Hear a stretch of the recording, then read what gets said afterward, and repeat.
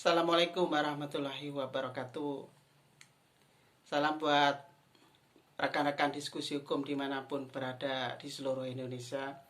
Alhamdulillah kita masih bisa silaturahim dan bisa bertemu kembali.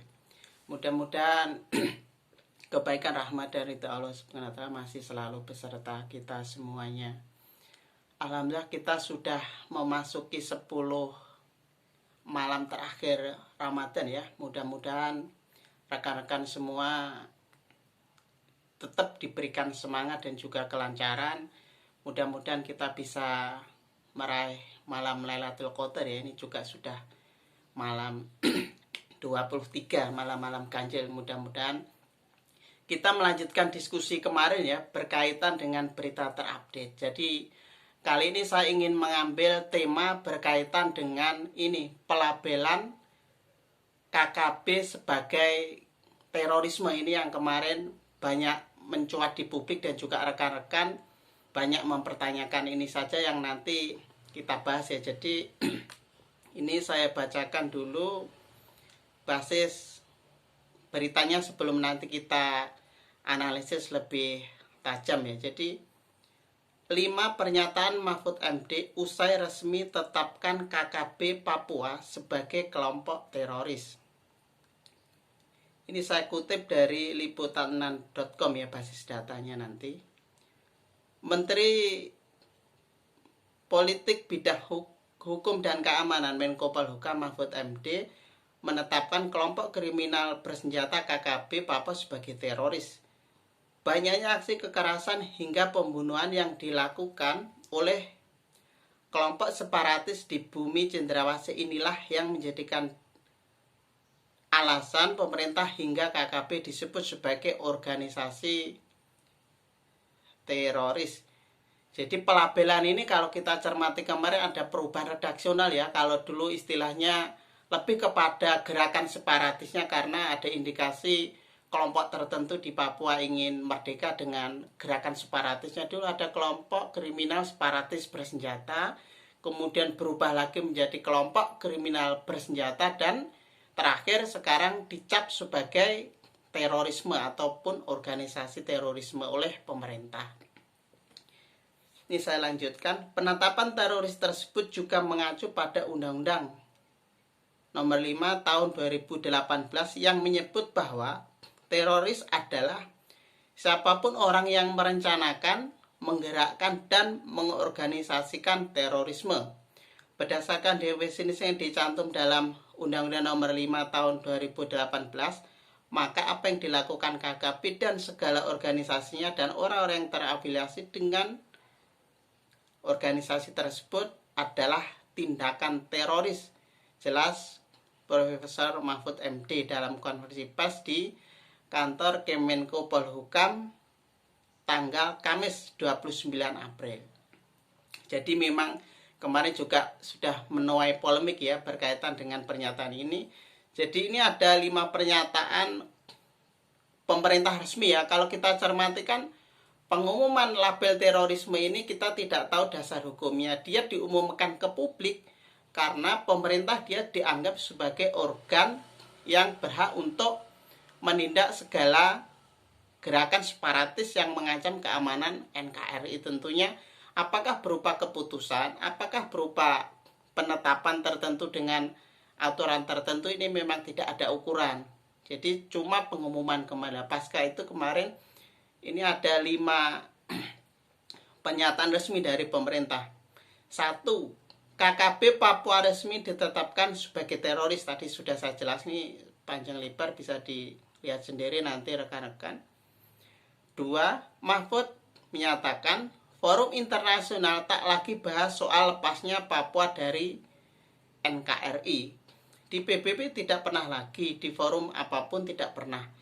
Bahwa mungkin ada orang yang datang ke sebuah parlemen dan mungkin diterima, tapi tidak diagendakan sebagai pengambilan keputusan itu iya.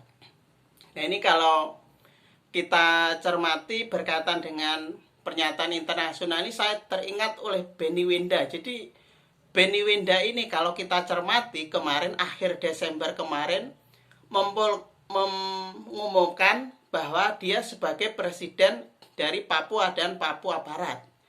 Artinya, kemarin juga kita cermati bahwa kelompok kriminal bersenjata ataupun yang sudah dicap teroris oleh pemerintah, bagi Benny Wenda di sana dianggap tentara nasionalnya, yaitu dari OPM, Organisasi Papua Merdeka, itu dari perspektif Benny Wenda. Nah, sekarang kita belum lihat gerakan Benny Wenda seperti apa pasca ini, pun juga dari respon pemerintah nanti untuk menindak gerakan Benny Wenda di internasional seperti apa. Karena kalau kita cermati ini memang sangat membahayakan, belum lagi organisasi-organisasi yang menginginkan Papua dan Papua Barat itu kan.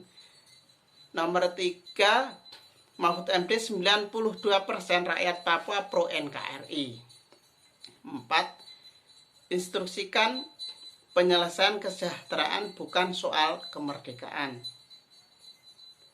Untuk itu pemerintah mengeluarkan Inpres nomor 9 tahun 2020 yang menginstruksikan penyelesaian masalah Papua dengan fokus kesejahteraan. Nah, ini yang memang penting juga harus dikedepankan. Jangan sampai label terorisme kemudian gerakan-gerakan mengarah pada kekerasan melulu di sana. Yang terakhir ini, minta TNI Polri lakukan tindakan tegas dan terukur.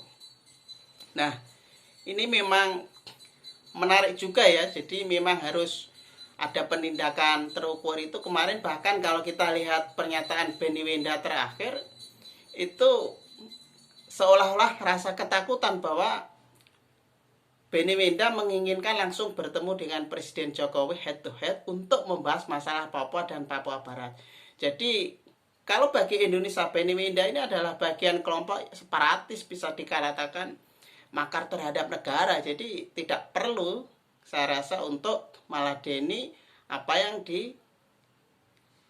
diinginkan oleh kelompok mereka, khususnya dari gerakan-gerakan internasional. Apalagi kalau kita cermati kemarin juga sempat minta bantuan kepada partai Cina di Cina, yaitu Partai Komunis di Cina. Ini kan harus diwaspadai gitu kan. Nah, ini basis data yang tadi sudah saya bacakan ya, nanti bisa dilanjutkan.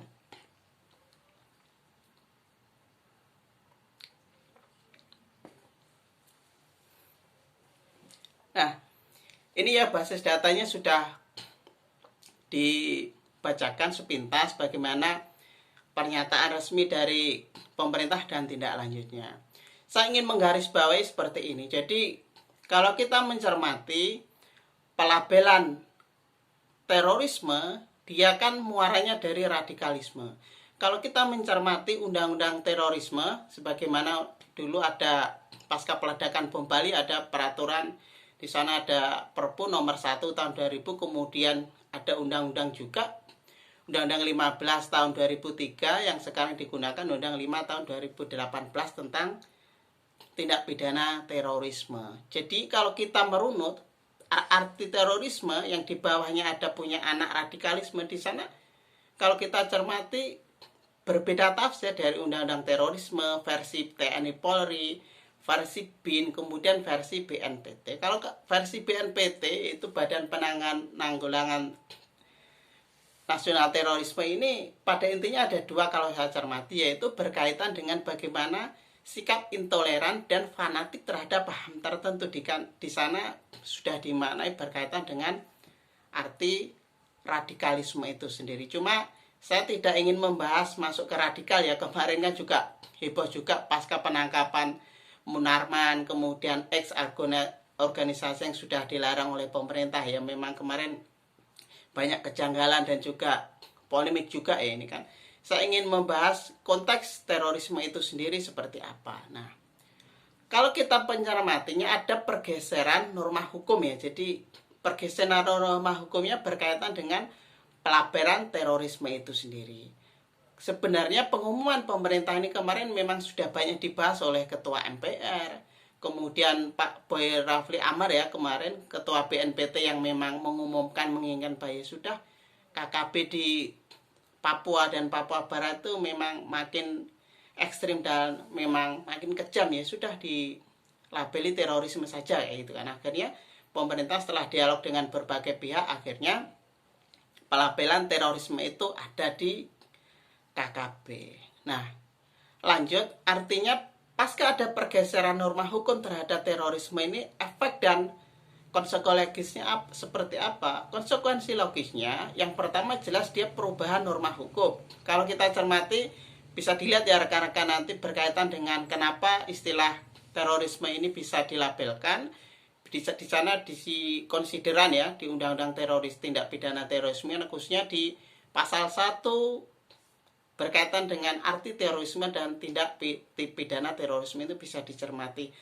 Kalau dicermati sepintas menurut pandangan pemerintah, menurut saya ini sudah relevan, cuma nanti akan saya kritisi di sana. Artinya pergeseran norma hukum dia berimplikasi terhadap penanganannya lebih khusus karena bukan lagi dari tindak pidana umum atau yang dimaksud dengan gerakan-gerakan yang seolah-olah mengancam gerakan negara itu kan. Jadi berkaitan dengan ini pasti lebih kepada penindakan secara khusus karena terorisme ini kan bagian extraordinary crime ya, berkaitan dengan kejahatan seksual, narkoba ataupun korupsi. Jadi khusus terorisme penindakannya dengan undang-undang terorisme. Siapa yang pelaku yang berhak untuk menindak, jelas di sana ada Densus 88, di sana sudah mulai bergerak di sana.